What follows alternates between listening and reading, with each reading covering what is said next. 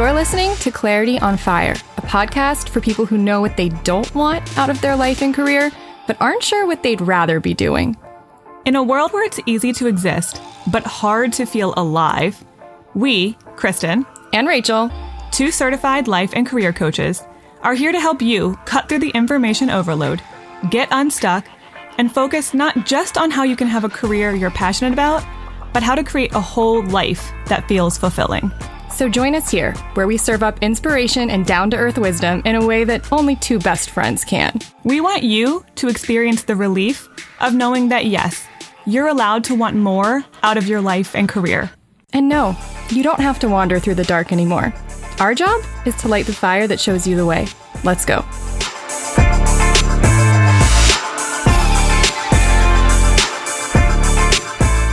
Hi. Hey. Oh, it's a sad day when Kristen and I are not in the same room. I know. I hope our audio is not too different, but sometimes life just throws you a weird curveball. It always happens like this too, when then you're going to be out of town the next week.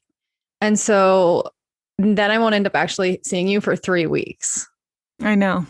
And this is not even my fault. This is my husband's fault for getting some weird, gross virus over the weekend. Said, don't you bring that into my house. And somehow, I feel like I need to knock on some sort of wood when I say this. Somehow I don't really have any symptoms, but we'll see. Let's pray it remains that way. But regardless, I wasn't going to come up and infect you. So yeah, we are in our separate podcasting spaces, our very glamorous separate podcasting spaces. I think mine is more glamorous than yours. Well, mine's a closet today. Yeah. So but it's the best sound quality in the whole house. Yeah. A lot of clothes to can't argue absorb with all it. The sound. So we go all with those what people we've got. who think we have like a very like cute podcasting setup. The answer is no, we don't. We're homebodies. We don't want to have to go someplace. Why to would I podcast. go anywhere? We could rent a podcasting space, but then we'd have to leave. Pay for that? And then we'd have to like commute. Just a podcast. So we make our own podcasting studios in our homes. Okay, so this is a normal person interview with my former client, Tiffanie, who I just love. She's a delight. And she's like bubbly and not in an annoying way. She's going to laugh so hard if she hears this intro, which I'm sure she will. But it's true. She's like, it's like genuine. And so it comes across as just lovely, as opposed to if I tried to be bubbly, no one would believe it. Everyone would question my sanity and they would be very off-putting.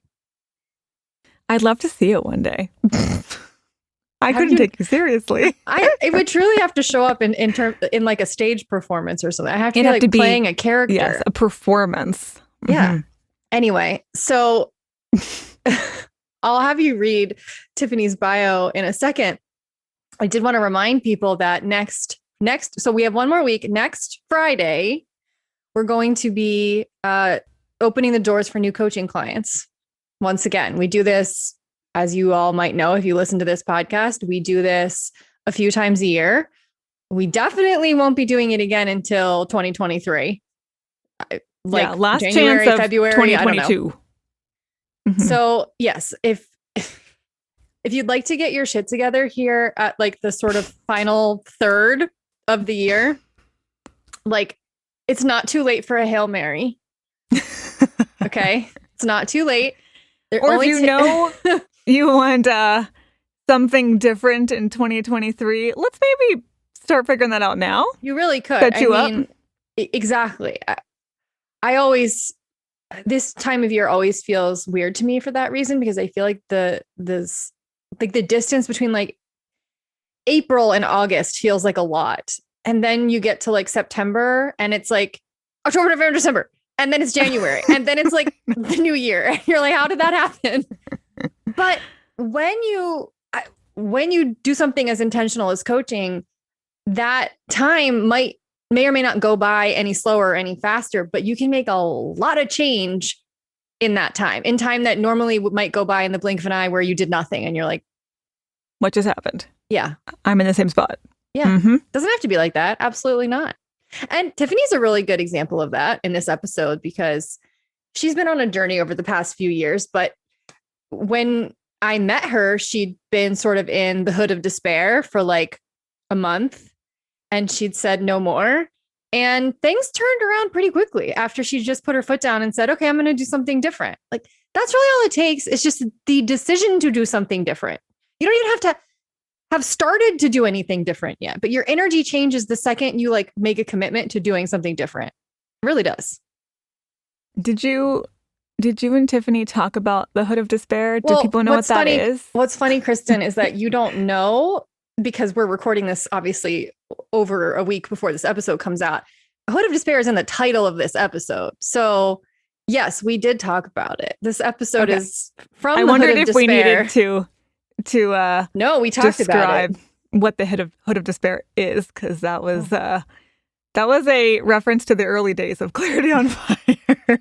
I talked about it in this episode, so no need to elaborate now. So, okay, we will be accepting applications, which sounds so formal, but the reason we use that language is because we don't want to we're not going to just work with anyone who thinks that they want to work with us. Like you have to be the right fit. I'm not interested in people trying to throw money at me and to solve their problems. We got to make sure that it's thinking that it's one thing and isn't a different thing. We want to make sure that if we're going to devote months of time together, that it's a good relationship all the way around. So it is a bit of an application process we ask you to go through. That's on purpose. That's just to make sure you get the most out of it, and we both have the most fun. And the most results. For sure. We'll be officially opening doors next Friday, but if you want to get ahead of yourself by learning what your options are and what all is involved and everything, then you can take a look at the link in the show notes, or you can just go to clarityonfire.com and go to the Work With Us page, which has one-on-one coaching on it. And I'll, if I remember, we'll see.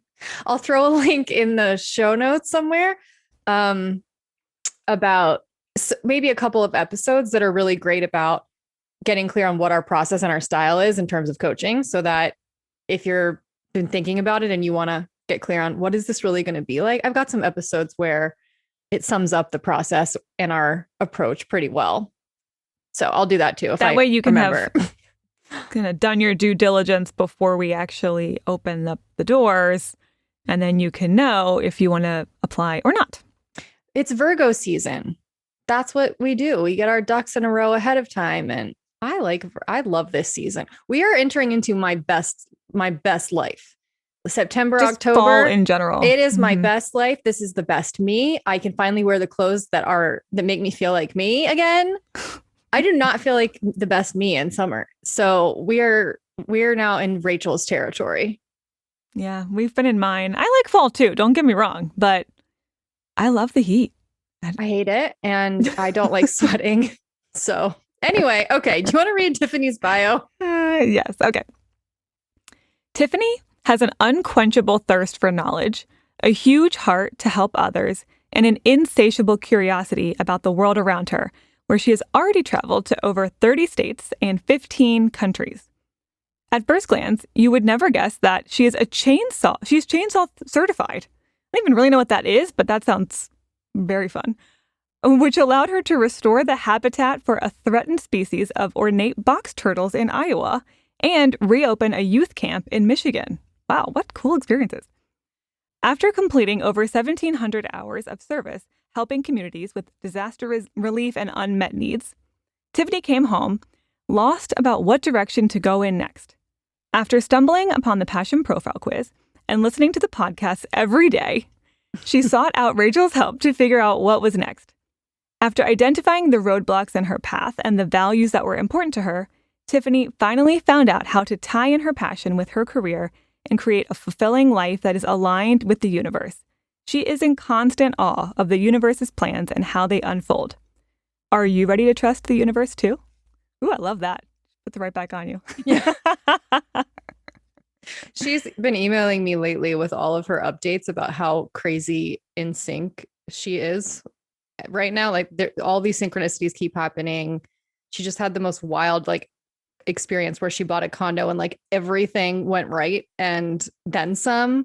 So she's doing something right. So if you would like to learn from someone who's gotten from the hood of despair to happiest she's ever been, to the point where she's like, I didn't know you could be this happy. And then everything just keeps working out for her, even when it's not working out. She's she still feels like it's working out. This is what this is about. So please enjoy. And we'll be back at the end. Hi, Tiffanie. Hi, Rachel. Oh my gosh. Here you are, seeing your face, maybe for the first time. I don't know. Probably. I think so, actually, yes. When else? When would it have been? I forget because I'm always staring at your face on the call. So that's true. Well, and the recordings on podcast, right? Like yes, you're looking at me and Kristen's static face the whole time. Yes, that's what it is. So, okay. The reason this is happening is because maybe, oh my gosh, I think it was only like a month ago. And you said, Rachel, it's been so long, but I have this update for you. And I finally found my dream job. I finally feel like everything is clicking into place. The universe is supporting me. Things are going so well. And I was like, well, first of all, I'm really jazzed to hear that. Very happy for you. Second of all, would you want to talk about that and inspire some other people? So that's why we're here, is because you've been on a journey and it's been a while. Been like 4 years since I first met you. And so I want to hear, I mean, honestly, this is as much for me as it is about everyone else. I want to hear about everything that's happened for you between 4 years ago and now. So you want to maybe take us back to where you were, I don't know, 2018 or earlier. You get to decide where your story starts. Okay.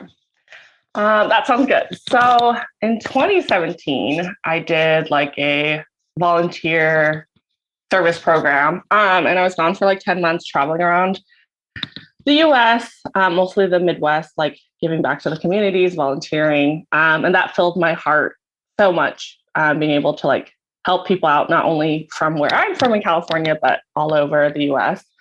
And then I did one project in Chicago, Southside Chicago. And because the schools don't have funding there, I got to help the communities paint classrooms, create murals on the wall, and it was a lot of fun. So after I finished that program in 2017, in 2018, I was like, hey, I love that a lot. How can I get back to it? So in 2018, I decided I wanted to go back to Chicago because I fell in love with Chicago, and that's where I wanted to spend the next few years of my life. And I thought, since I'm super passionate about helping out people, then I'm going to find a job that allows me to do that. Went to Chicago. It was an amazing job. Wasn't what I thought it was. I was giving back to the community, but a lot of things happened. And 4 months later, I just ended up back in California. And it was a huge leap of faith for me to leave all my life behind in California and start over in Chicago.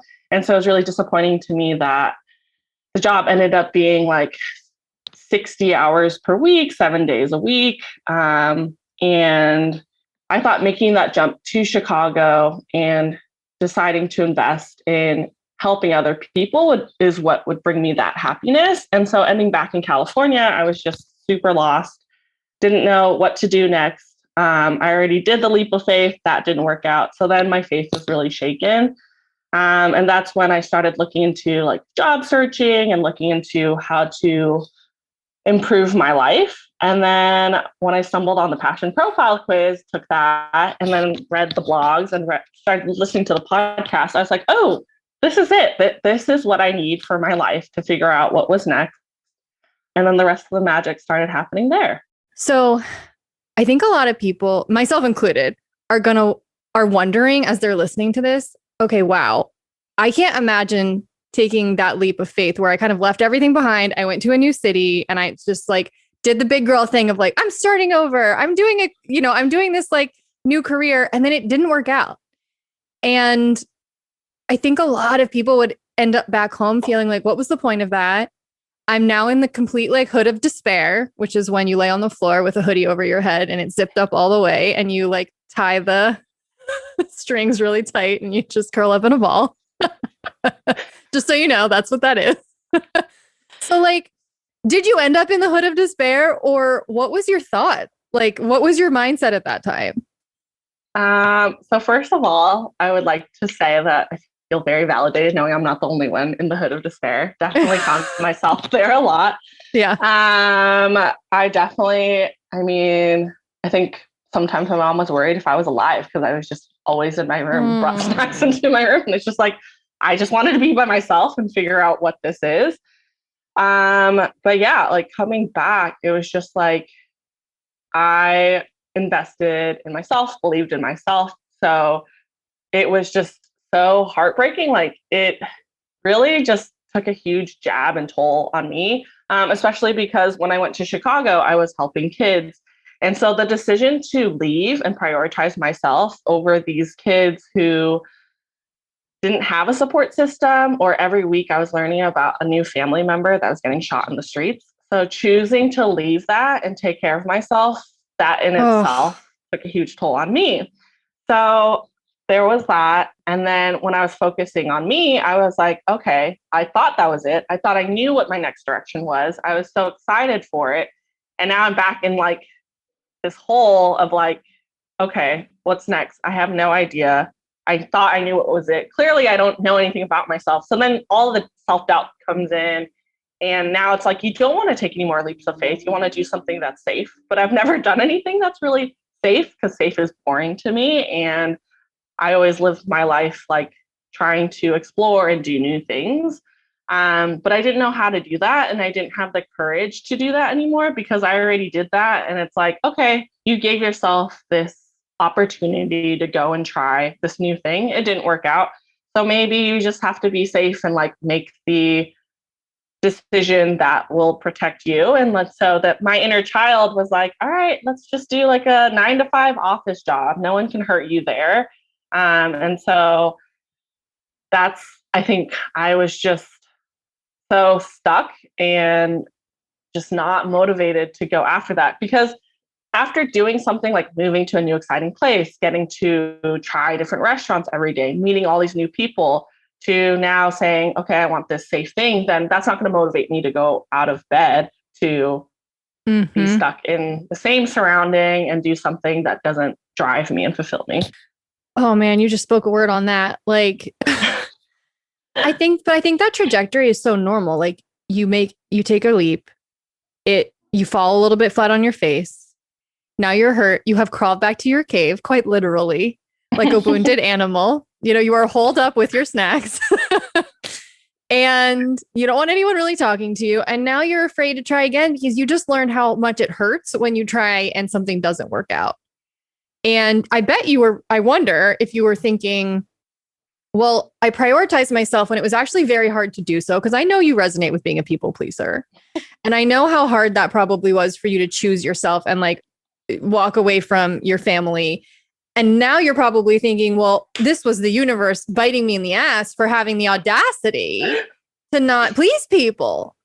So, it's like almost like, am I getting what I deserve by being, and so now I just need to accept that life isn't what I imagine it to be. It's just this small kind of 9-to-5 boring office thing. So I'm kind of curious, like how long did that mentality last before you couldn't maintain it anymore? Because I know that, like you said, it wasn't natural for me to think that. So how long did that last before you just couldn't handle it anymore? So I came back at the end of October, and I think at first I thought it was a month, but I think it was only like I lasted maybe 2 to 3 weeks. And I was like, I can't do this. Like, this is not me. Like everything in my body was like itching to not do that. My body was like screaming at me, like, I know you want to be safe. I know you want to do these things, but you cannot. Like, it is not in your path. This is not you. And as much as you try to steer yourself towards this 9-to-5 job, it's not happening for you. And so I had no choice but to go ahead and listen to what my body and the universe was telling me. And I was like, okay, enough of this crap. What am I going to do to figure out what's next for me? And that's when I met you. Yep. Okay. So I'm kind of curious, like when we actually reviewed some of our notes from our coaching sessions before this, because I was like, ooh, I always like to put myself back in the mindset of where we were at when we started. So where do you, what do you remember that you were really struggling with when you and I first met? When we first met, I had just listened to like a people pleasing podcast too. And so there was like so much I was like that I wanted to figure out. I wanted to figure out what was next in my career. I wanted to figure out how to stop my people pleasing tendencies. And I was so impatient. I was like, all right, Rachel, like, let's get started. Let's figure out what my life is and what job to apply to tomorrow, essentially. And so I was just very eager to get started. I understood it was a process, but at the same time, me being the person that I am, just wanted to figure it out right now in one like coaching session and just go attack the world and like send my resume everywhere. That's understandable. I think that's where a lot of people start out when they're trying to change. They're just like, I'm so sick of myself. I'm so sick of this. I just need everything to change like yesterday. So can we just like get on this? And I always have to be like, it is a process. We will get there. I promise we will get there, but it's never going to happen on the timeline we want it to, because our timeline is always instant. Like I always want, you always want, everyone wants immediate gratification. That's just not going to happen. However, you did actually end up like over time, you got pretty clear, and we will walk through, I think, your process of how you got there. But I will say that one of the things I remembered and that I refreshed myself on when I read our notes was that you were struggling with a lot of guilt when I first met you, like a lot of guilt of comparing yourself to other people. You can tell me to cut this out if you don't like this part, but there was a part where you were like, Rachel, I feel so guilty when my grandma works out and I don't. Like you just like everybody around you was like a constant source. She's like dying laughing right now. Everyone was a constant source of comparison. And do you remember that?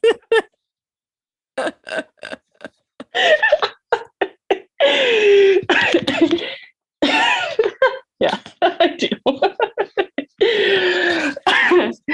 And it showed up at work too. It wasn't just at home. It was like, you know, it was like you were constantly thinking about what everyone else was doing. And I don't think that you were really, and I think because of that, you probably hadn't had the space to think about what you wanted to be doing anymore. It's like maybe you defaulted after everything kind of fell on its face. You defaulted back to like, let me just focus on everyone else, because focusing on me sure as hell didn't work. So I'm kind of curious, like, do you remember that feeling of guilt? And what was that like? Yes, of course I remember that guilt, because I had that like my entire life.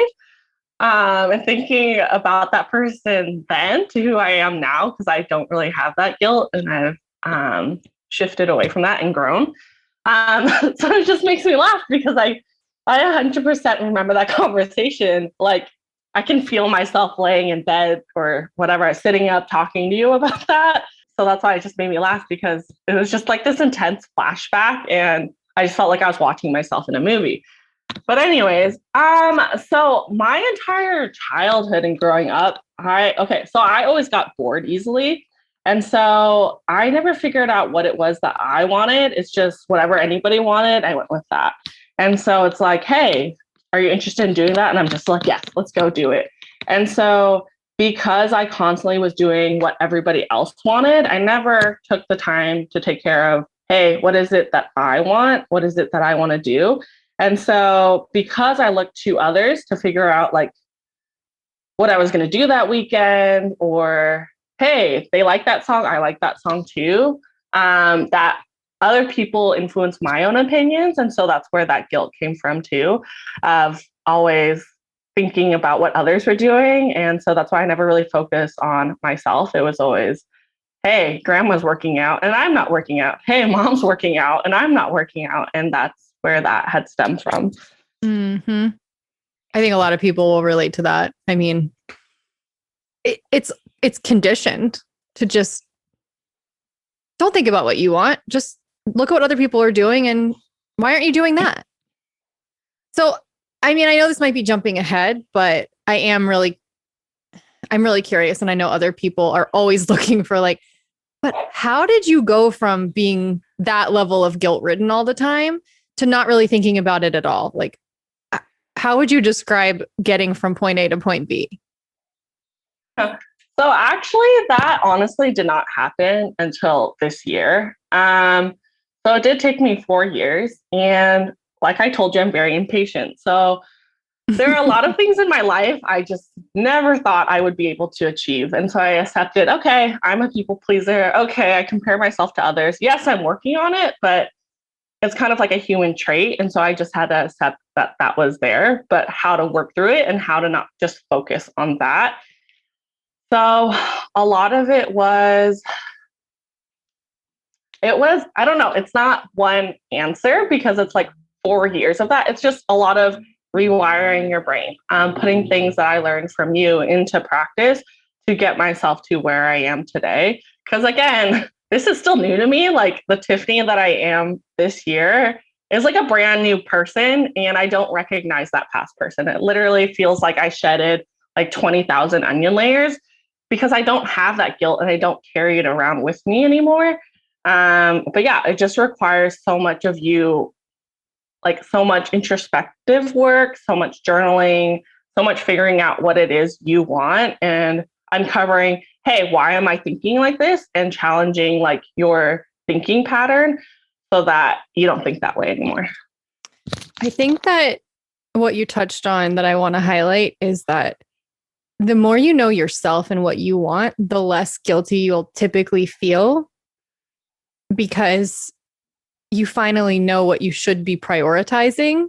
And if you don't know that about yourself, you'll just default to prioritizing what other people want you to do or focusing too much on what other people want.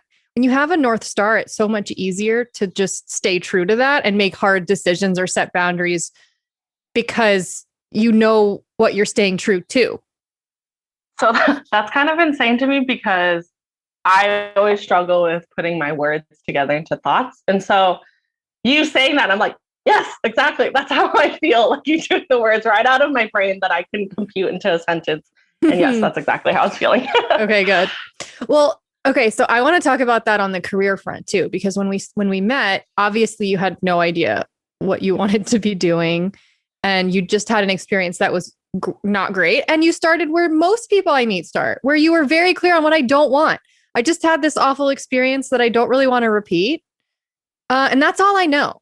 So I want to see if you can put yourself back in the mindset you were in 4 years ago and think about, all right, what did you know you didn't want out of a career? Let's start there. Like, what were you clear about? All right, well, this is not going to work for me anymore. So when we started coaching, so not only was it that Chicago job I left, there was a job I left before I did that 10-month volunteer program in 2016 where I felt unfulfilled too. And so there was a lot of answers I could give you on what I didn't want during our coaching session. And so I was very stressed. I felt alone. I didn't have a support system.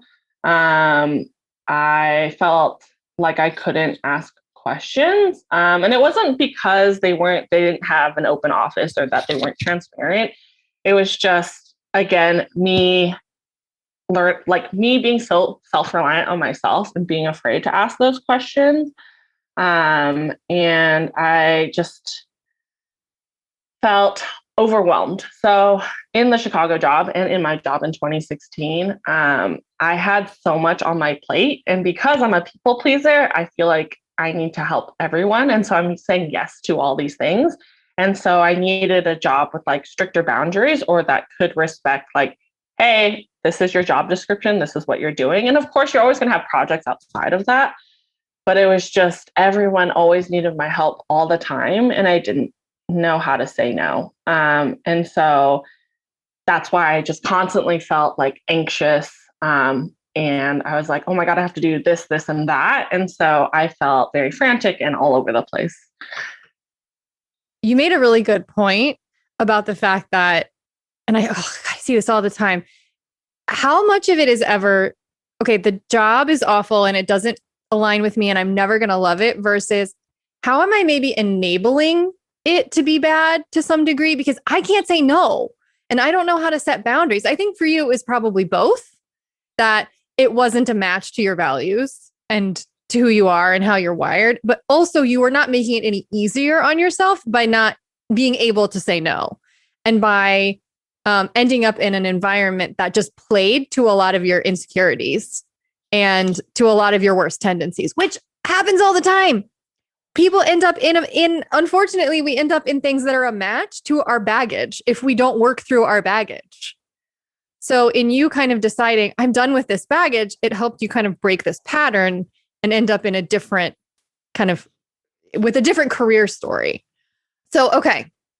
Obviously now the question becomes, and this was partially through our work together, of course, and just whatever else has been transpiring over the last 3 or 4 years. But what did you realize? Okay, here's what I do want. Here's what I know that I am looking for out of a career. So I just want to touch upon what you had said in regards to it being both things, not a match to my values and also me enabling it. I think a strong part is me not knowing who I was. And so instead of taking care and prioritizing myself, I was like, what analogy you guys like to use, I was serving from like an empty vessel. And so I was trying to help everybody else. And so by never saying no, I just kept enabling that overwhelm because I kept taking on more and more and more. And how I got on track to, okay, what is it that I want and how am I going to get there? Like, it's a lot of working with you and identifying those feelings. And I had no idea how to get on that path. And it was through us working together and all the tools and resources that both you and Kristen provided that helped me get on that track. So in 2016, I had left this retail job. I worked there for a year. It was like a love-hate relationship. I loved the team. I loved being able to lead the team. I was a manager. And every day I ran the store with over 100 people. And so I left that swearing off retail. I said I would never do this again because of the hole that it created for me. So in 2019, after we finished coaching and it was spread over the 6 months, I wasn't ready to jump back into the workforce quite yet. And so I kind of wanted to take the time to really reflect on myself, because if I was impatient and jumped into the next thing, I'm going to restart the same exact cycle, saying yes to everyone, taking on too much. And so I knew I wasn't ready for that yet. So in respect to myself and to honor like this space of learning about myself, improving myself, and taking care of myself, I decided to do just that. And so because I came from like a privileged background and had the savings to be able to travel and do other things, that's what I started to do. So when you go into a normal 9-to-5 job or any workplace, trying to take vacation for like a week seems impossible. So trying to do 2 weeks is even more impossible. But what fuels me as a person is being able to travel. So I actually did 3 international trips that year for 2 weeks each. And that's when, because I was doing things that I had loved, it taught me a lot about myself. And it's like, okay, you worked with Rachel on the things you didn't want for yourself, what you didn't like. And then now you're learning a lot about, hey, this is what you like. Is it going to be a job in travel? Do you like setting up travel experiences for other people?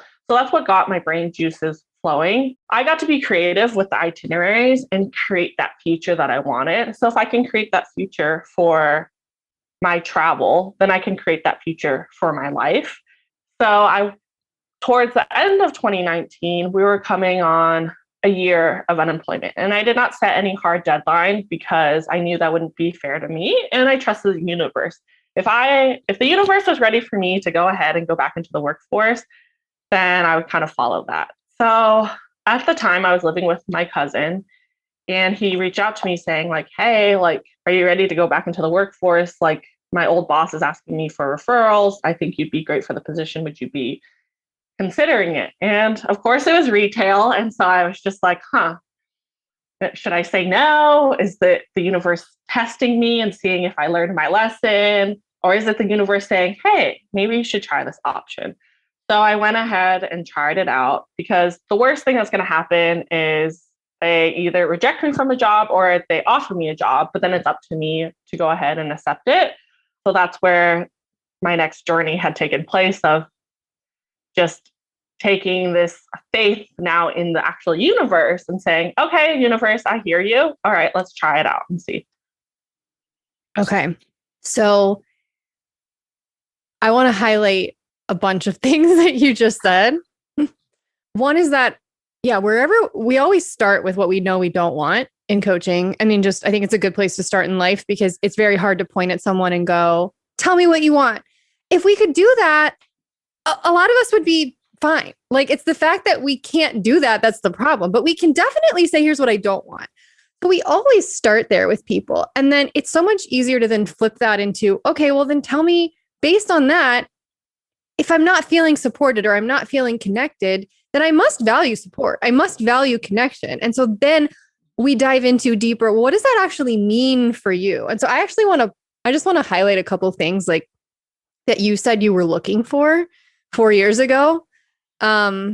You said you really wanted to feel a sense of fulfillment, which for you, there was a lot that went into feeling fulfilled. It was being of service. It was, I asked, why wasn't your last job fulfilling? And you were like, well, I didn't feel like I was given the capacity to do it well. Like, I wanted it to be more structured and to have more support. And I wasn't feeling like that. I want high quality leadership. I want to be part of a team where everyone works together, not just side by side. I want a team that enables my growth. And so you start to see, just in the definition of what it means for Tiffanie to feel fulfilled, that it has a lot to do with the people that she's working with. It has a lot to do with like the camaraderie and the connection and the teamwork and the mentorship and the supporting of each other. And the same kind of was true of some of the other things you were looking for. Like, I want a shared mission. I enjoy discovering common ground with people. I want honesty and transparency and vulnerability. And I really want to be of service. And I want to be able to visibly see what kind of an impact that I'm making. And I really value being like fascinated and curious, because like you said, you get bored easily. So it's just not ever going to work for you to be someone who does the same thing 9 to 5 every day. Like, I need to be able to honor my value of travel and being able to scratch that curiosity itch and understanding different people and different cultures and understanding how things work and being able to wear many hats. So that's a lot. That's to go from knowing I don't want to feel stressed. I don't want to feel unsupported. I don't want to feel like I'm alone, to then here's everything I do want. And then you had the opportunity to go, well, okay, if I know that this is what I want, and I know that I have the ability to go travel, to go explore, to go maybe connect with my values in a deeper way, then yeah, I'm going to go do that and probably learn a whole hell of a lot more about myself and come back more clear. Great. I'm so glad you gave yourself the opportunity to do that. And then what's so fascinating to me is that you came back from that experience and someone offered you an opportunity doing something that you had done before, but that you weren't sure about. But because you were much clearer on, here's what works for me, here's what I value, you were willing to try it, because I think at that point you knew you weren't going to compromise anything that really mattered, because you knew what mattered now. And so you're like, okay, I can try this and I can hold the line and see, could this work for me? Maybe the reason it didn't work for me before isn't because it was retail, but because the way I was doing it wasn't working and it wasn't aligned with my values. Any thoughts about what I just said? I mean, literally, I know I just spoke a whole speech to you on that. Again, it's more of like you putting it into words. And I was like, oh, that's why it worked out. Oh, she was right. So it's like, I feel like we're writing our biography or my biography. And I'm just like, Yeah, she's right. If I were to put that into words. And so that's kind of crazy, but that's how our connection has always been. And Oh, that's why I loved having you as my coach. But in regards to the connection fulfillment, I mean, yeah, you're 100% right. I knew kind of what my boundaries were, what I was looking for. So before I came from a place with like low self-esteem, low self-worth. So when I was looking for jobs, it was more of, hey, please hire me, instead of me coming to the job being like, hey, this is what I have to offer. Like, if you guys, these are my boundaries, this is what I want. If you're not able to fulfill that, then that's not the job for me. And I was still struggling and still working on my self-esteem and self-worth. So obviously I wasn't that person that I am today. But even at that job, it's what you said. I knew kind of more of what I was looking for out of the job. And I kind of knew, okay, if they said these things, those are kind of like my red flags, and that's not a place I want to work. So my two big values that I immediately gravitated to when you gave me that like list of values was connection and fulfillment. And so the reason I love my job, I love what I do. Let me back up and say this first. People at work think I'm crazy. And it's literally that quote of, when you do what you love, you don't work a day in your life. And I really feel that because I am doing what I love. And a lot of people ask me like, well, it's work. Like, what makes you love it so much? So in regards to the connection and the fulfillment, like, the people that I work with have become my work family. And you really spend more time at work than you do at home. And so it's important for me to feel connected and have that sense of trust and mutual respect with those I work with. And so that's why for me, every day going to work kind of felt like fun every day, honestly, because despite having clients yell at me all the time about their broken items that, they thought it was defective, when I came back to the back of our store, I would have family being like, oh, don't let that person yell at you like that. Like, take care of yourself. And they would be there like cheering me up, encouraging me and supporting me. And that's what I wanted, to have that support. And because this was my work family, again, it just felt like a family and it didn't feel like work to me. And the other reason why I love this job so much was when I had come into this job, I already had a year of management experience, and I was okay starting from the bottom and working my way up. And so when I came into this job, like, my director was very honest with me, and she's like, hey, I know you coming from a management background. I'm really excited to have you on board and seeing what ideas you have to offer. But just to let you know, the way the company works, it takes 2 to 3 years to get promoted usually. And she's like, this is actually really fast paced, because when I started, it used to take 5 to 6 years. I'm like, I'm totally okay with that. I'm here to learn, absorb as much as I can. And so because of my past track record and everything I had already done, my director kind of allowed me to run along with the ideas I had. So I kind of partnered with my managers and my coworkers saying, hey, I noticed we're doing XYZ. Here are the solutions. Do you want to try it? And so I got to run with it. And so every day was different. Not only the client interactions, not only the working with my team and the situations that would come up there, but someone trusted me and said, hey, your ideas are great. Let's try it. And I got to do that. And that's why I love what I got to do, because I had that trust from my boss. And I got to be able to try one of my ideas. And that's what started to give me the confidence I needed to continue to grow within the company. And that's why I still love what I do today. And that's why I feel so fulfilled. I mean, no one should be shocked to hear that you are a Combo Tribe member side hustler, by the way. Just like to confirm what everyone's probably already thinking who's taken the passion profile quiz, right? But it's what a beautiful like example of the fact that, yeah, when you work in alignment with who you are and what you value, you're much happier, to the point where you can literally get to the point where it doesn't feel like working. It just feels more like living.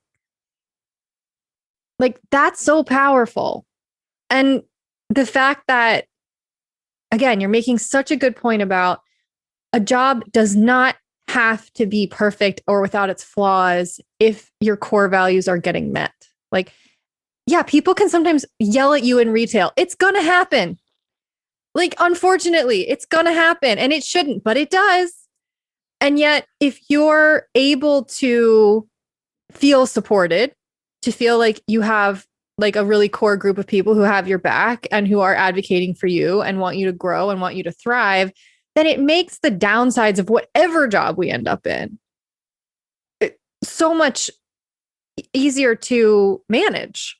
It's like it makes the shit sandwich easier to eat. It makes it edible in the first place, right? That's the problem, is so many of us are in jobs where it's just nothing but a shit sandwich. Like there's no upside. It's just total downside. That's what happens when we work in complete misalignment with who we are and what we want. And so you're just a great example of someone who went through the journey in the way that I feel like you're supposed to go through it. Like ideally, this is how it's supposed to work. Is I start out not knowing what I want, not knowing, thinking, all right, let me just impatiently try to get a job. Realizing, oh, it's because I don't know who I am. That's the reason I don't know what I want, is because I don't know who I am. And so therefore I'm not sure who what does that person even want? I need to reacquaint myself with this person. And then from there, so much easier to figure out, what do I want? Because now I know who I am and what I value. And now I have a clear idea of what's going to be a match for that and what's not. And it's funny, you lost a lot of that impatience.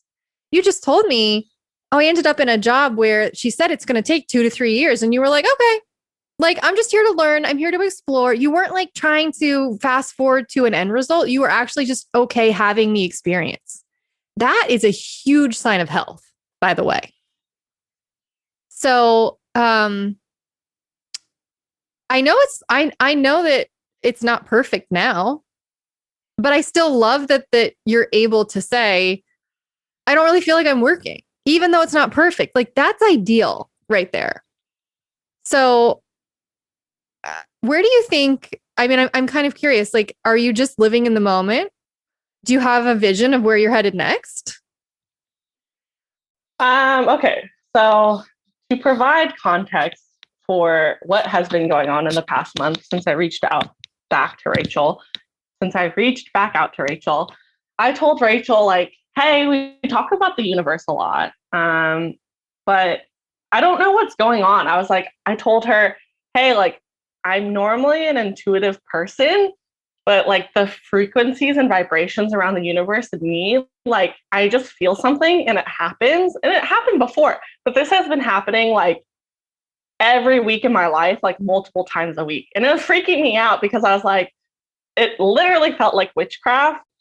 So yeah, so the universe was just like firing off a bunch of signs to me. And every time I've listened to the universe, it's gone in my favor. Every time I'm like, maybe that's not my intuition. Maybe I'm feeling funky or I ate something funky and I went against it. The universe was like, hey, here's a slap on the wrist. Like, we tried to tell you and now you decide to go against us. This is what happens. It does not serve in your favor. And they were very minor things, but it was just hilarious because I was like, that really is the universe speaking to me. So,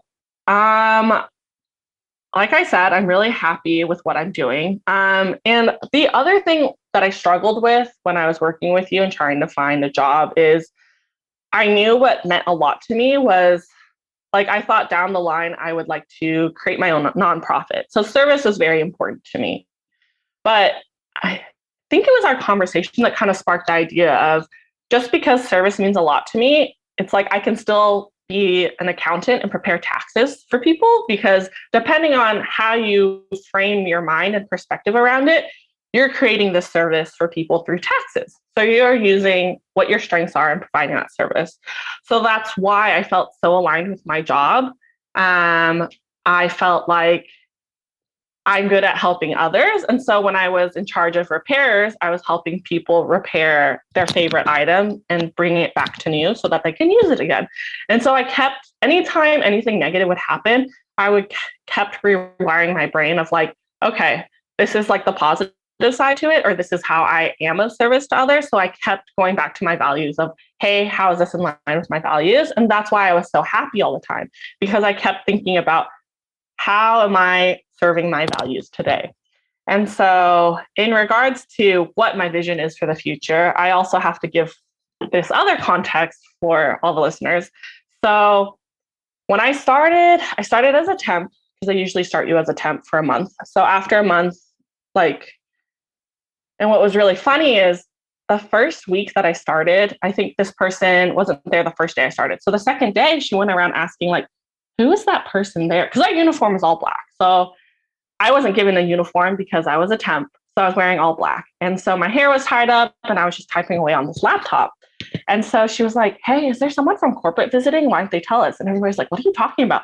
And they're like, that girl that's like sitting like below the stairs, like on the computer. And they're like, oh, you haven't met her. She's a new temp. So it was just hilarious. And that story will make sense in a little bit. So I started in October 2019, got hired on November 2019. Started in the repairs department, and the repairs department there was a lot going on that needed fixing. I worked my magic there. So every company has their own like standing operating procedures and training guides. But because of the volume of repairs that our boutique was getting, I think it's number one in the company. I went ahead and created my own like manuals and guides. And what is amazing is when I got promoted a year later, there's 2 people who have taken that position and they use my training manuals and training guides because I like to educate people and give them the tools to succeed. And so I kind of just identify, hey, this doesn't really work.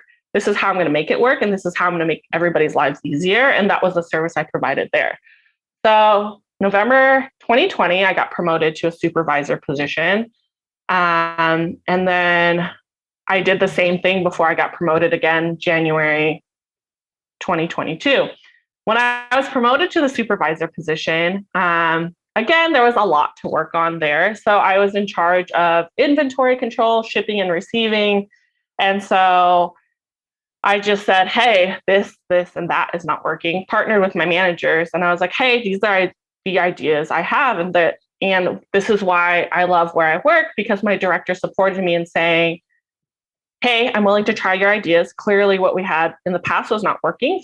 So go ahead and try this new thing out. So I tried all these new things and there were just like these crazy improvements. And again, when I got promoted in January 2022, I created all of these training guides on how to onboard the next person. And our store has so many different departments. And so usually each person is in charge of their own department. And so I wanted to make sure everybody was the expert of their own area. And so it was really important for them to understand like the basic day-to-day job procedures in which everybody is doing, and then also how to run their own department. And so when I got promoted, I was able to leave that legacy behind. So now when new people are getting hired on, they're following my training guides of, hey, how do I do the shipping procedure? How do I do this receiving procedure? And it just makes me so happy. Like every time I go down there, I see this checklist that I created for every day that they're still using.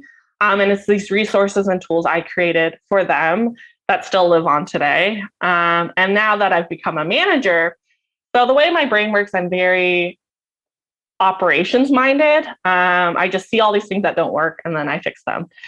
So then I was up for the challenge and I accepted a manager position at what we call the front of the house. So that meant I was client facing and I'd be working with clients.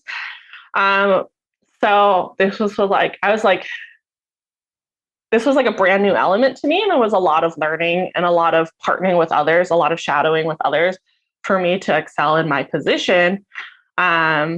And since then, I've been doing really well, getting a lot of like accolades and praises, not only from my director, but from the regional director. And just, I've received like a lot of attention from other stores. And so there's a joke between me and my director. I think this started like a year ago because of her seeing how high performing I was. When she met my boyfriend, she goes, just to let you know, boyfriend, we're going to be really close because this one is going to kick me out of my seat one day. And you and I are going to go and eat together while she like runs the store.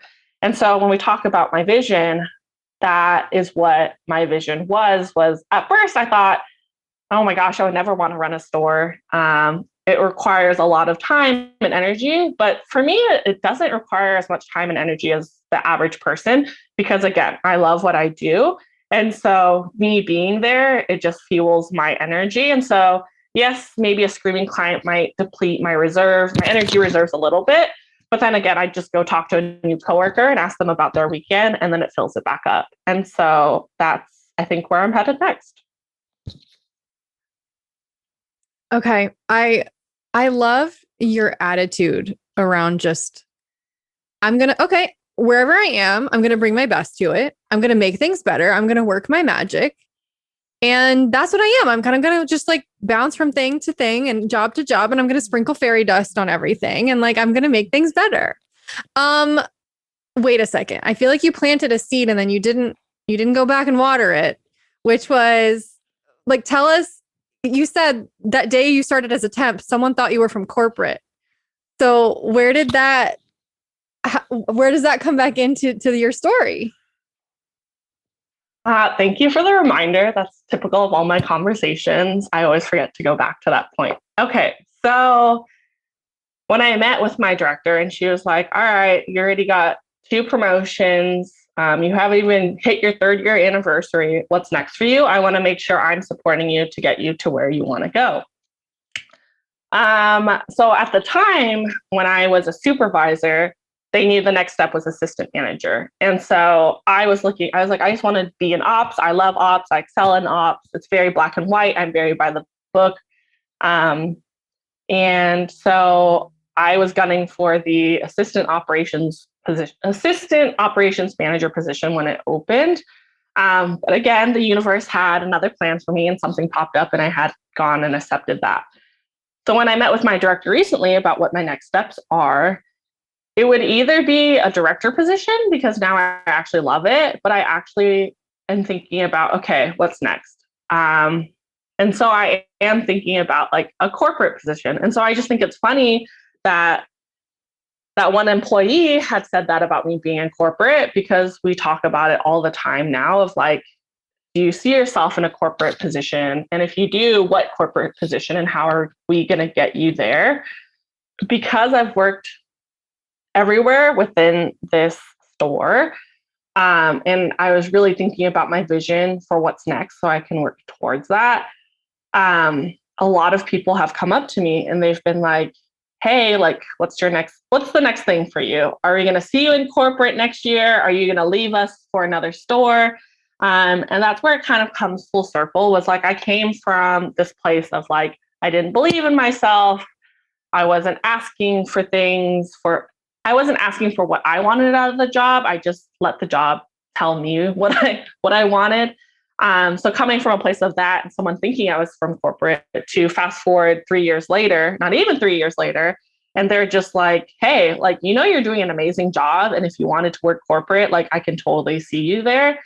And so it's also, again, my team support and my connection to them and them seeing like how much I've changed the store for better and seeing like they've seen my vision come to life. Like I wanted to bring more laughter into our store. It's a very fast-paced environment, so it can be very stressful. And so I just made things more positive. I brought in this culture of recognition. I brought in these very punny stickers. And so some of them say like, great job. And what's the other one say? You're doing worrisome work. And those are the things that like actually make people's days. And like when they say something good about me, like, hey, thank you, you're an amazing manager, it makes me light up inside. And when I recognize them for the amazing job they're doing and I give them this punny sticker, I see that light come on in their eyes, or they're like, oh my God, I was having such a bad day. Like I helped 5 people in a row and they didn't buy anything. I'm so drained of energy. But then when I give them the sticker, it just like reignites this fire within them. And they're like, okay, I'm ready. Let's tackle the next person. And so I love being that person at the store. And yeah. One of the last things I want to ask you is, after all of that, it's pretty clear to me that your passion, if we were to call it anything, is not retail. Like, I'm pretty sure you believe that you could do what you're doing now in a lot of different places in a lot of different ways, right? She's nodding. So I want to use your story to encourage people that it's not like you decided, my passion is retail, I'm going to pursue a career in retail. It was that an opportunity presented itself. You said, okay. And from there, it grew. And it became a place where you could live out your values. Like, it became a way for you to express yourself and to get your needs met. And it doesn't have to be the only place. And it's very likely not the only place you were capable of getting your needs met. So it's reassuring in that you can't choose wrong, that you're going to be guided to whatever's right for you, and that you're not missing out on something because you're doing retail and you're not doing something else, right? Like, if you're meant to be doing something else, you'll end up doing something else. You're allowed to make the most of where you're at right now and appreciate it for what it is. And I think that's freeing for people to just have to just hear it from someone who's actually living it. I'm not like, it's not that retail is my passion. It's that I like being of service to people. I like supporting people. I like helping people. I like a fast-paced environment. I like being able to train people. And like, this gives me an opportunity to do all of that. But I could be doing something totally different in 10 years. And you probably will, because it's you. So is there anything that you haven't shared that you want to share before we kind of like wrap up? Like, anything about your story, or just maybe something you want to share with people who are listening to help them or encourage them? Okay. So there's two things. I'll respond to the thing I didn't get to share. But the first thing was what you were saying. My passion is really just helping others. And so I just wanted to end it on that note in regards, and like tie that up in a neat little bow. And so, like you said, it doesn't necessarily have to be retail, but the reason why I love what I get to do is how I see that I'm helping others is in this position of leadership. I get to help them see their potential, help coach them and guide them to become better at whatever their job position is at. And the other way I see it is I understand how each person is motivated and why they're here. So for me, when I help them make their sales goal or go and exceed their sales goal, I'm like, oh, okay, great. They have this extra money to put towards their kids' college fund, or, you know, they might be single, or they might love their dog. And so they have this extra money to buy that dog stroller they always wanted, or there's this vacation they always dreamed of, and now they finally get to do that. And so that's how my frame of mind, and that's why I continue to be happy with what I'm doing. And that's why I'm fulfilled, because I'm helping others achieve their dreams. And that's what our company is too. And that's why I love my director, is we're helping people achieve their dreams, because where I work, it's luxury retail. So some people have come to us saying, hey, I've been saving for this handbag for like 2 years, and now you're helping me achieve my dream of getting it. So it's just making those magical moments happen. And so I love being a part of that. So on the other note, you're asking me if I had any other comments. And so when I used to listen to this normal person interview, for me, I think I would have liked to know this, or I think it would help other people. So I recently came to the discovery that my entire life, because I didn't know what I wanted and I constantly was serving other people, I had kind of accepted that I just never could achieve happiness on the level that other people had.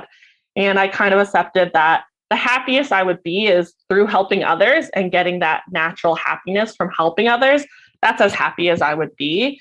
And so I literally never thought in my entire life that I would get to where I am today in feeling fulfilled, in connecting to others, being able to do something I love every day and continue to help others every day.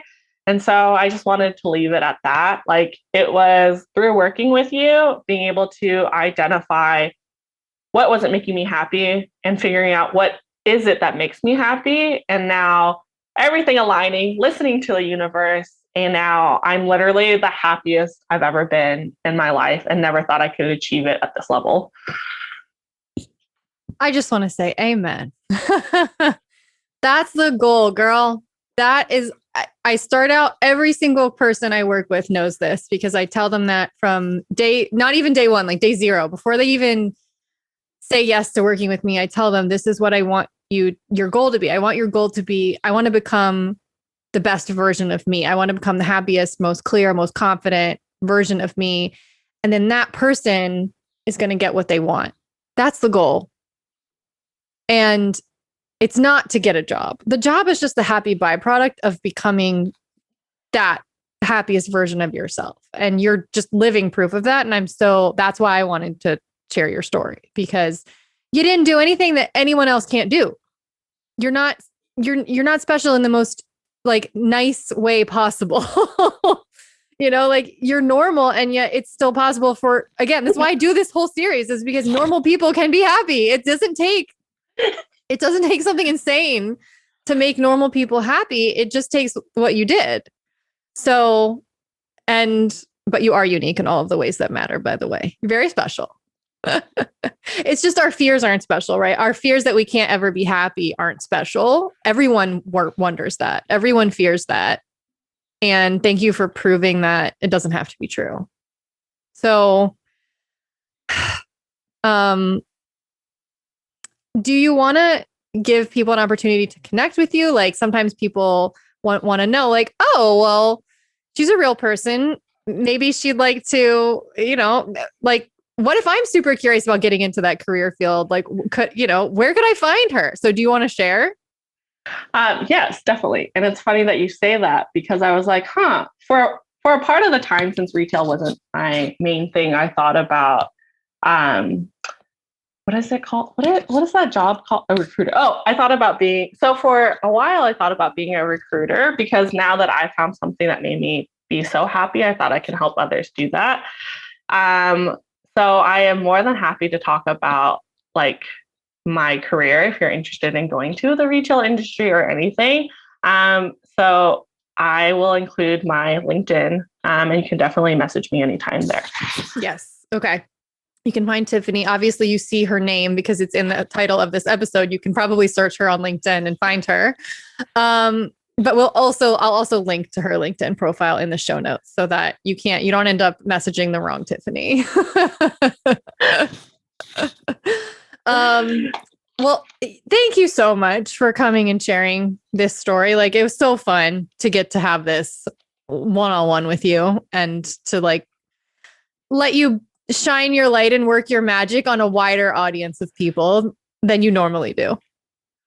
Thanks, Rachel. This was a lot of fun. Okay. As a reminder, in case you were inspired by Tiffanie's story and you're like, I think maybe I need a little bit of coaching help as well. Good timing, because we are reopening coaching, our coaching application period next Friday. So lame. We used to call it coaching enrollment, and I am just going to call it that, even though that makes it sound like you can just sign up if you want to, and that's not quite how it works. But whatever. Words are words. You can make them mean whatever you want. If you want to work with us, you can fill out a form next Friday. Yeah, and we'll talk to you about it. Yeah.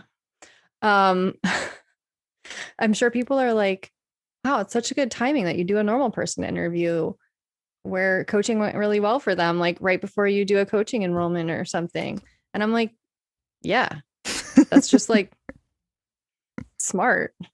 But also I feel like that's most of our normal people. I was about to say, have you heard all of our normal person interviews? There's a theme. Like there's many people who've been on the podcast at this point who have gone through a similar process and ended up in a similar place. So if that doesn't prove to you that there is a process for getting unstuck and getting clear and on what you want out of life, yes, and that the process works, then I don't know what else to tell you.